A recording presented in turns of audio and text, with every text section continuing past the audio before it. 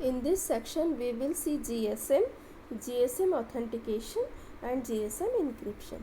So what is GSM? GSM is the global system for mobile communication. Okay, it is a one type of cellular phone network, and it has a security mechanism that provides the authentication as well as encryption. So GSM is based on the TDMA. Okay, thus intercepting the signal is much easier than the CDMA. Therefore, GSM has a separate security mechanism to encrypt the data it transmits.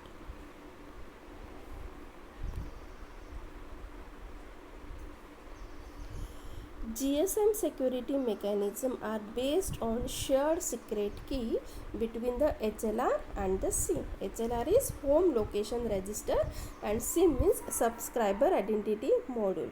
So the security modules in the phone as well as the central station, we can say. The subscriber identity module, that is SIM, is a removable hardware device that provides a security, and it is managed by the network operators and is independent of the terminal device in which it resides. Next is the GSM authentication. This is the GSM authentication. So in this,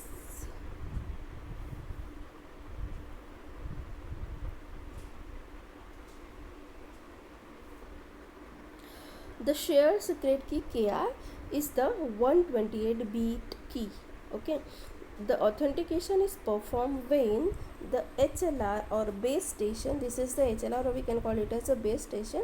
GSM authentication is between the base station and the mobile station. So here the authentication is performed when the HLR or base station sends a 128-bit random number that is called as the challenge to the mobile station.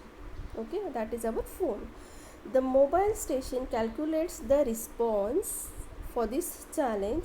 So that response is the 32-bit signed response, that is SRES, by using the A3 algorithm. It uses the A3 algorithm which is used for the GSM, feeding the challenge and the shared secret key as the input. The base station then compares the SRES received from the MS with the expected value. Means when this mobile station will calculate this SRES, same time the base station will calculate the value for the SRES, and this value that is given by the mobile station is compared with this original value or the expected value, and if it is same, then it is accepted. Okay, so this is regarding GSM authentication. Next is GSM encryption. So how GSM encryption is performed? So the MS and the base station uses the 64-bit session key KC for the data encryption. Okay, it uses the 64-bit session key, that is KC, for the data encryption of the over the air channel. So this KC is calculated. What is KC? KC is the session key, and what is KI? KI is the authentication key. So the KC is calculated by KI and the 128-bit random number, which are the same numbers used to calculate the SRES.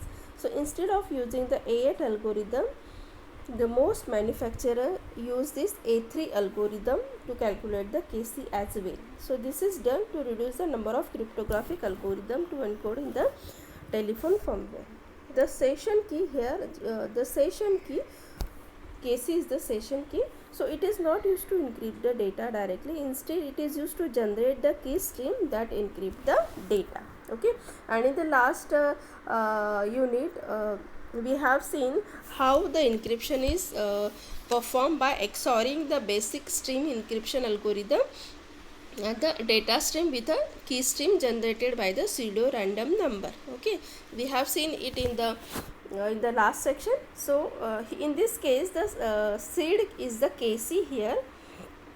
Seed is the KC and the PRNJ is the A5 algorithm. It is the A5 algorithm. See, A5 and the KC. Okay, actually the seed KC is the frame numbers. It is the frame number. The frame numbers are generated implicitly and can be guessed. So if an adversary determines KC, if anyone guessed the KC, he can decrypt the traffic. The mobile station can authenticate itself at the beginning of each sale. First disadvantage is if adversary can determine the KC, then he can decrypt the traffic. And second drawback is the mobile station has to authenticate itself at the beginning of each call, but it is not generally done in the practice. Here the MS can retain the same session key KC for the days. Okay. And the third is, once the base station receives the frame, it decrypts the data and sends them in a plain text to the backbone network. So there are various disadvantages of GSM. So we will see in the next section. Okay, so thank you.